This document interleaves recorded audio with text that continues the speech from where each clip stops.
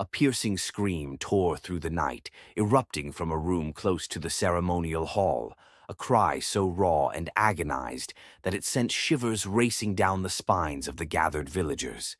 A slow, crimson tide seeped from under the door, pooling on the dirt floor.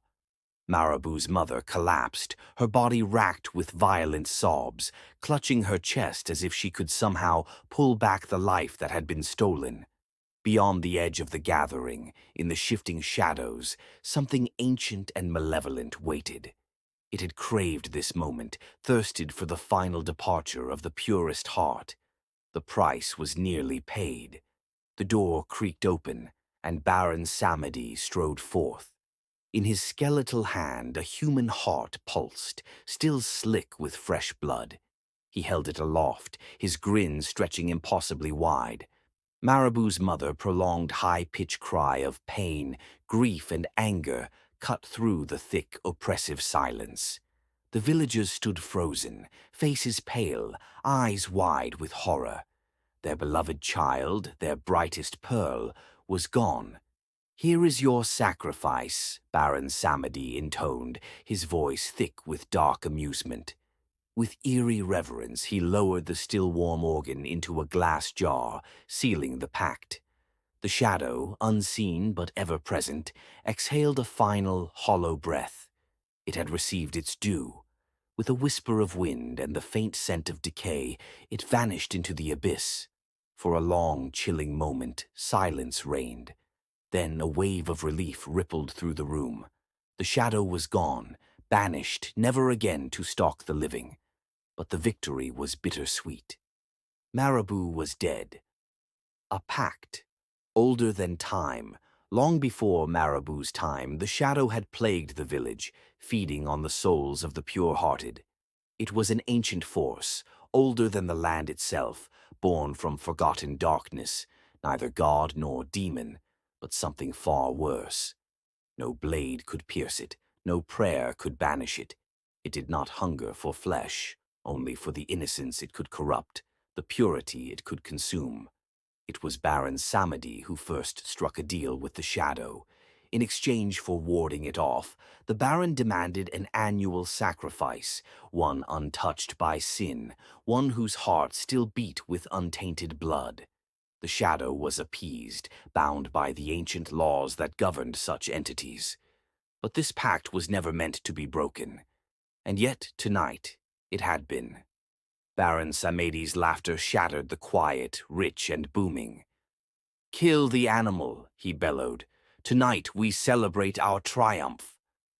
Drums thundered, their sacred beats vibrating through the air, filling the hall with a feverish energy. Marie Rose, the village cook, hurried toward the pen, searching for the largest pig to sacrifice. But it was gone. Dread coiled in her stomach. She knew Baron Samedi's wrath was not to be tested. Frantic, she called for help. The villagers scattered, searching in vain. Her pulse pounded as she turned toward the room where the sacrifice had taken place. Hesitation warred with terror, but she forced herself forward. The door groaned as she pushed it open. The chamber was dim, candlelight flickering weakly against the walls. The scent of blood was suffocating. Then, a sound. A low, steady breathing. Ice slithered down her spine. Dread clawed at her throat. Had the shadow returned? Had Marabou's body moved? The candle trembled in her grip as she stepped forward. A dark shape lay on the floor. She squinted, straining to see past the thick shadows. "Anyone here?" she whispered, voice barely above a breath. The breathing stopped. The silence pressed against her skull, thick and suffocating. The floor was slick beneath her feet. Not water, blood. Her eyes adjusted. The shape was not human. It was an animal, the missing pig, lying motionless in a crimson bath, its chest gaping open, heart torn away. Then, a touch on her arm. She screamed, her voice ripping through the night. "Zombie! Zombie! Zombie!" A soft voice, weak but unmistakable, answered. "Godmother, it's me. Do not be afraid." Marie Rose gasped, whirling to face the impossible. Marabou stood before her, drenched in blood but unmistakably alive. Tears welled in Marie Rose's eyes as she pulled the girl into a trembling embrace. "How?" she whispered. "How are you here?" Marabou shuddered. "I was ready to die.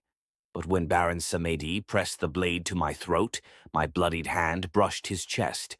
Something happened. A surge of power like lightning exploded between us. He recoiled, then seized the pig that had followed us inside. Without hesitation, he plunged his hand into its body and ripped out its heart instead." Marie Rose squeezed her hands. "I knew you were special from the day you were born, my child, but we must celebrate." Marabou hesitated. "What about the shadow?" "Gone forever," Marie Rose assured her. "Baron Samedi gave it your heart. Let's say the pig's heart." Marabou's eyes widened in disbelief. "Yes," Marie Rose confirmed. "The ritual was completed. The shadow was deceived. Come, let the village know." But the shadow did not forgive. Baron Samedi watched as Marabou stepped into the ceremonial hall, villagers recoiling in horror. "Zombie!" someone screamed. Baron Samedi silenced them with a thunderous command. "Silence!" He extended a bony hand. "Come here, my beauty. She is no zombie. She is alive." A hush spread. Marabou's mother rushed forward, collapsing into her daughter's arms with racking sobs. Baron Samedi grinned, eyes gleaming with something unreadable. "Your fate is not yet sealed, Marabou." Marabou swallowed hard. "You were the one who spared me," she whispered. "Why?" Baron Samedi chuckled, twirling his cane. "Spared you? No, child, I chose you. There's a difference." He leaned in, whispering just for her. "Your soul was too sweet a thing to let rot in the abyss. And now you belong to me." Marabou recoiled. "No. You think you have a choice?" His laughter boomed, making the flames flicker. "The shadow will return. It will not be so easily fooled. When it does, who do you think it will come for first?" Baron Samedi spread his arms wide. "From this night forward, you are to be my wife." The villagers gasped. "And she is not the only one," he declared.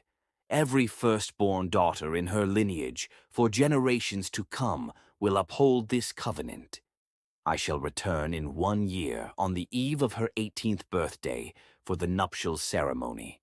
As Baron Samedi's spirit withdrew, the Hugen's body, Marabou's father, convulsed violently, trembling uncontrollably as the otherworldly presence left him.